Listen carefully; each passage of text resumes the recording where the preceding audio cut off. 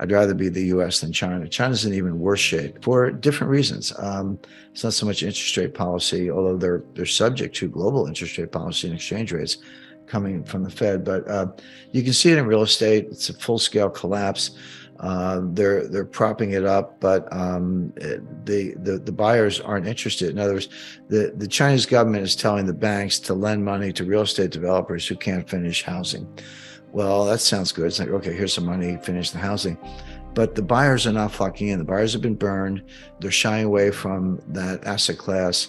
They want to increase cash. They're looking at other asset classes. They don't have a lot of choices because China has very strict capital controls. They're trying to get their money out by means legal and illegal. They're buying gold when they can. But as I say, they may not have a lot of choices, but even money in the bank looks pretty good compared to what's going on in real estate. The problem is too big. The bubble is too large. It's gone on for too long. We don't hear about it the same way we did about the Japanese real estate bubble in 1989, 1990. That was an epic crash. Japan is still not recovered. I remember in the 90s, early 2000s, they talked about the lost decade. Well, try 3 lost decades. That's going into a 4th. That's Japan, 8 or I've lost count, actually 8 or 9 recessions since 1989, but it's really just one long depression. That's the way to understand the Japanese economy. China's going into something like that. We don't hear much about it because they're not transparent. They lie about their numbers. You need to look at private sources and use other analytic tools to understand what's going on there. But they've got drops in consumption, industrial output, real estate's collapsing, their price indices are collapsing, all this fear of inflation. It's been around, it's real, but it's now turning around very quickly. And you can see that in China. China's going through something that the world has never seen. They're going to lose 600 million people in the next 50 to 70 years. This is a demographic implosion. This is worse than the Black Death. Of course, the Black Death killed somewhere between 1/3 and half the population of Europe in the 14th century. It was a good time for labor, by the way. The labor was so scarce that returns to labor went up versus returns to capital because there weren't enough workers. But that's the only thing that can come close. Even the Spanish flu of 1919 killed about, no one's certain of the number, but between 100 million and maybe over 200 million people. The 30 Years' War was certainly, in the early 17th century, was certainly highly destructive. But what's going on in China now is worse than any of those things. It has to do with simple demographic math.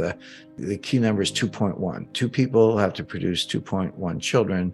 Man and woman, or you can say per woman if you want, have to produce 2.1 children to keep the population constant. Why not 2? Why not 2 producing 2?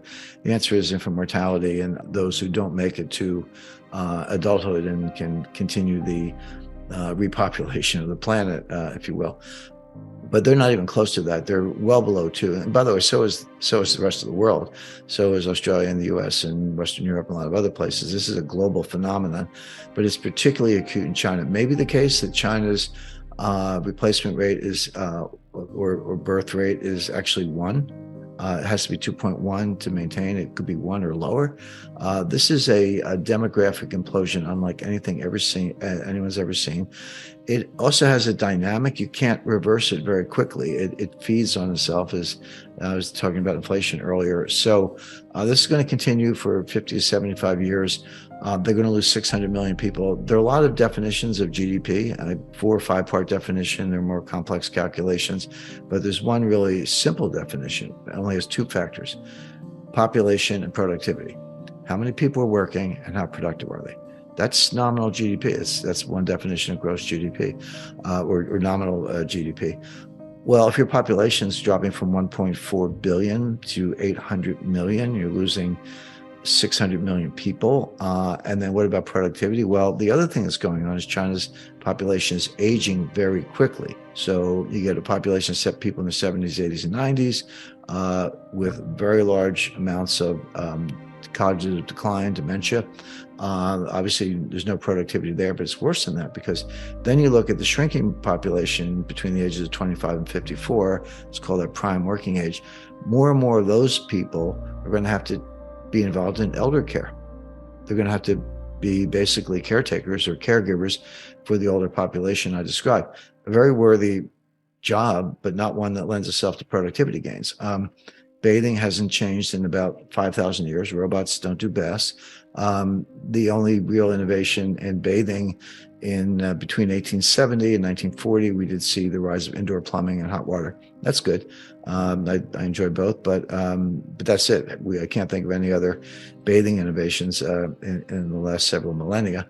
So if you have a shrinking working age population, a rising older population, high degree of cognitive decline, and a big slice of the working age population having to provide elder care or be caregivers for the older population, tell me where your industrial output's coming from. Tell me where your productivity is coming from. And sorry if I mentioned this already, but 50% of the water in China is poisoned because of, just their industrial practices. If you're a gold miner in Australia, I've invested in gold mines around the world. I know that places like Canada, the US, and Australia, if you use cyanide to leach the gold, and that's a very common technique, you have to account for every microgram. Whatever you put in, you got to take out, weigh it, dispose of it properly. In China, they just dump it into the rivers, and so the rivers are poisoned.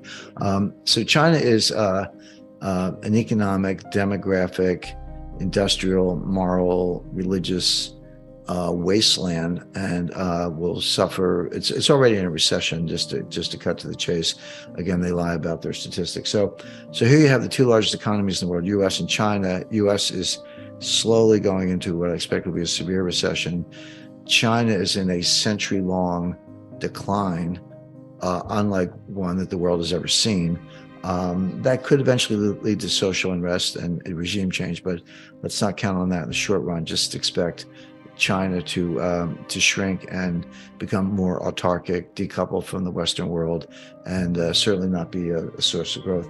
Taiwan's semiconductor manufacturing company, the largest and most sophisticated semiconductor manufacturing in the world, and semiconductors are in everything. It's not just computers. There are 1,400 semiconductors in an automobile. There's a semiconductor or more in your dishwasher, your refrigerator, your washing machine. They're everywhere. Internet of Things. We all understand that. So TSMC, based in Taiwan. The United States has a military doctrine called the broken nest theory. And what it says is that if China, well, it comes from a Chinese proverb, ironically, and it says, if the nest is broken, how can the eggs survive? And what it means is that if China invades Taiwan, and I'm not forecasting an invasion, could happen though, we or the Taiwanese will very quickly destroy all the semiconductor manufacturers in Taiwan. We'll just blow them up. And China won't get anything. They'll have the broken nest. Taiwan Semiconductor knows this. They talk to the U.S. intelligence and military community all the time.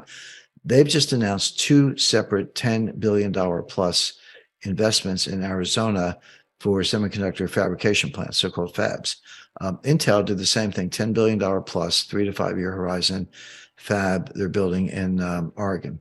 It's Oregon or Washington, but in the northwestern United States. Why are Intel and TSMC putting over $30 billion into two fabs in the United States?